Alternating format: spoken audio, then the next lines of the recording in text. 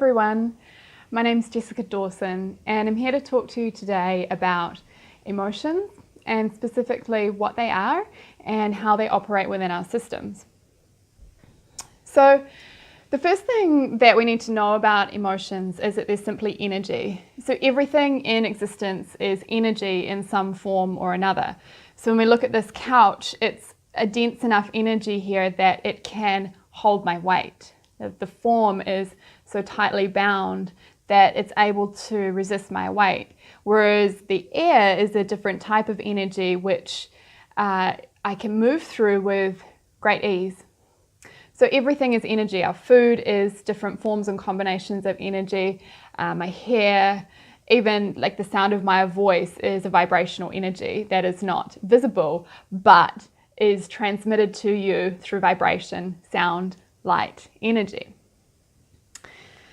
So this emotional energy that we think about is usually characterized by a certain sense of discomfort, or usually can feel a little heavier or denser than maybe the more pleasant, harmonious experiences that we have within ourselves. So when we feel peace, when we feel well-being, when we feel really balanced and harmonious, there is just an easeful sort of vibration to it. Whereas this emotional energy that rises has a discomfort about it in some form because it's trying to get our attention and it's trying to awaken us or tell us something in some way. And that's the purpose, that's the reason why it feels like that. The thing is that because we may not feel that we're able to deal with that discomfort, we may not understand what it is, it doesn't feel good, our tendency as humans is to push this energy down and to block it out if we don't have the tools or the understanding of how to deal with it. And the thing about emotion is that it's energy that wants to move. Emotion, energy, E in motion. It's like a wave.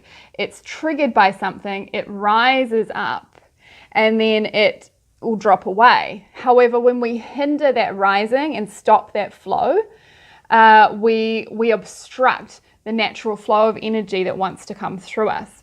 So a classic example of when this energy might want to come through us and we obstruct it is when we're having a conversation with someone and they say something that triggers us or doesn't really sit well with us in some way, and we have an internal reaction. We feel something like some sort of resistance or a sort of sadness or maybe even an anger. And generally when we're in conversation with someone, we don't want people to know our reactions. We might not want to give it away, or we may not want to offend them. We might not know how to express it in a healthy, safe way. So we're having this conversation and we'll feel something welling up within us, and then the tendency is to swallow that emotion down. And so we've stopped that flow of energy that wants to lift and release.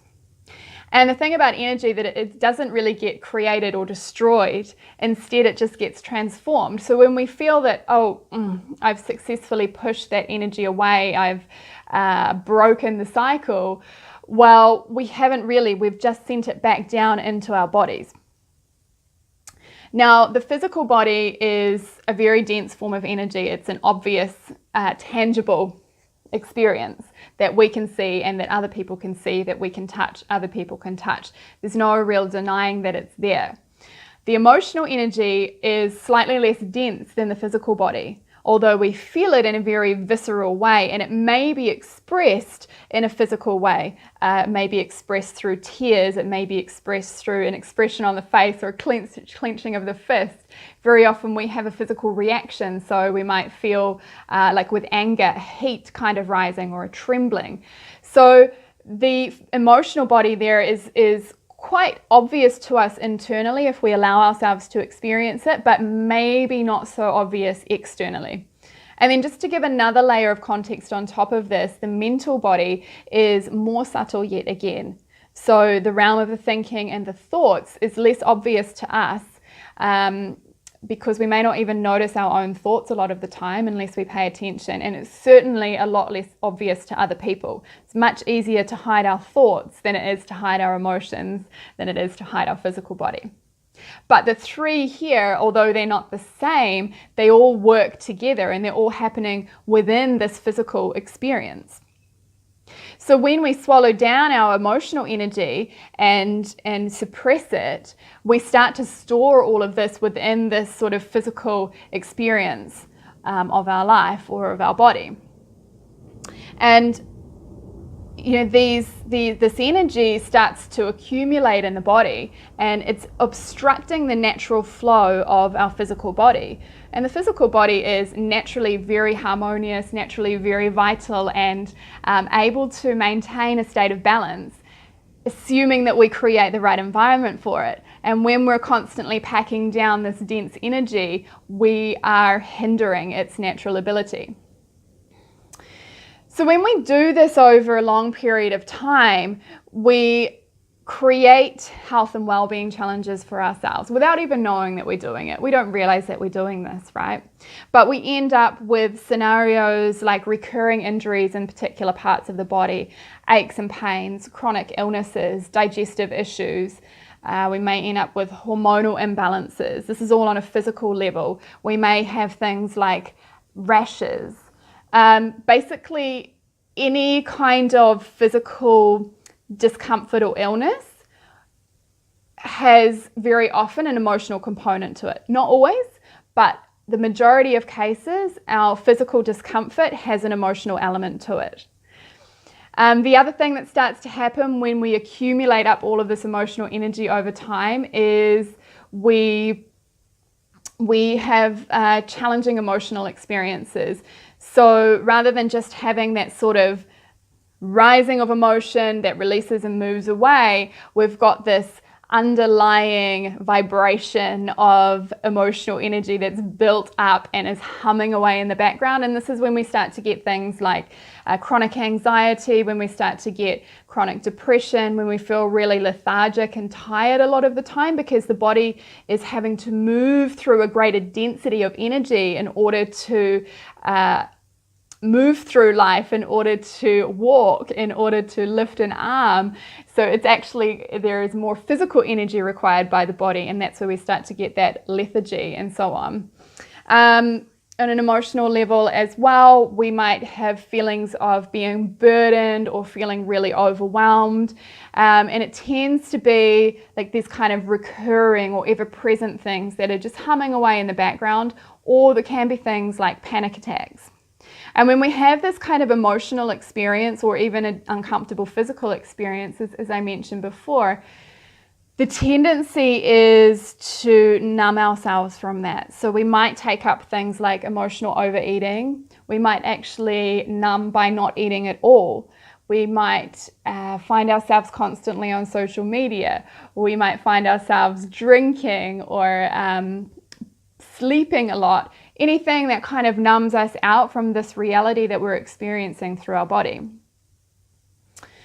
Then, of course, we've got the mental impact of having a lot of this stored energy within the system of our body, which is characterized by things like intrusive, recurring thoughts that we can't get away from, even though we know maybe that they're not helpful, but they're running through our mind and really dictating the story that's quite uncomfortable. So all of these things start to happen within our physical, emotional, and mental bodies. Also, our life experience starts to reflect what it is that we're carrying around with us.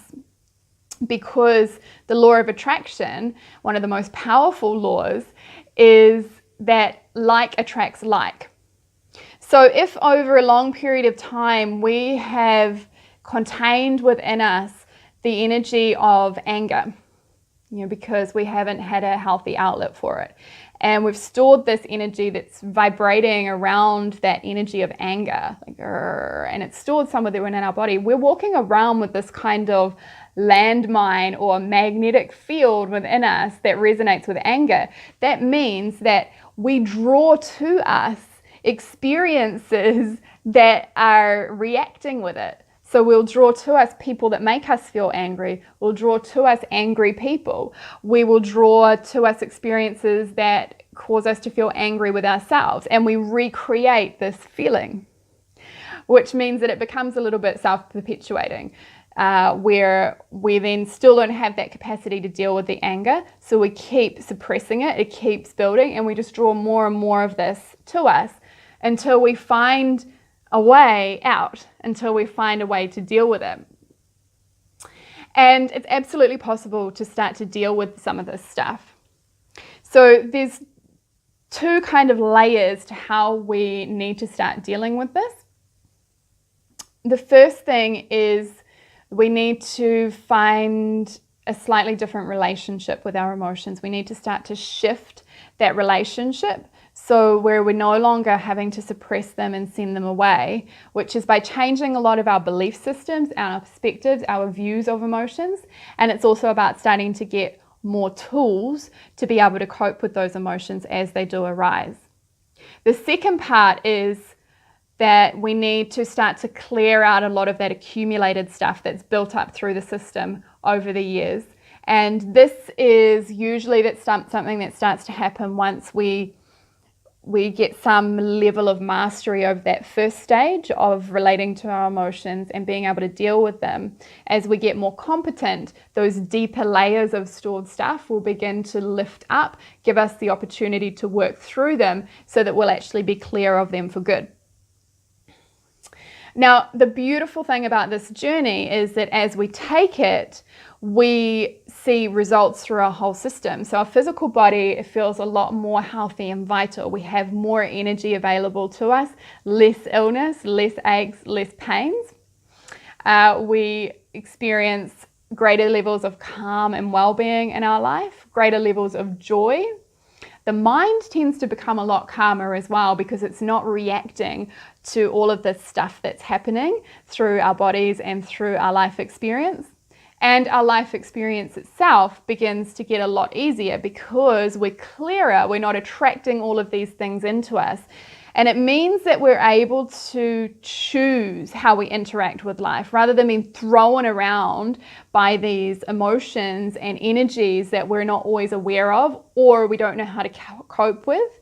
We start to be able to go, okay, I see what's happening here, and I'm going to consciously choose where I direct my energy. Or if something does come up for us, we have the tools to work with it and use it as a helpful thing, use it as a transformational, pivotal moment when we can start to actually clear up what it is bringing out for us and move through to the other side of that.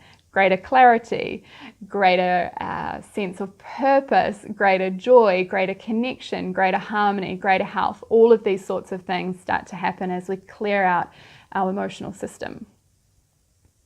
Okay guys, so that today was just a little bit of an understanding of what emotions are, how they're working in our systems, and also an idea of how they tend to show up for us.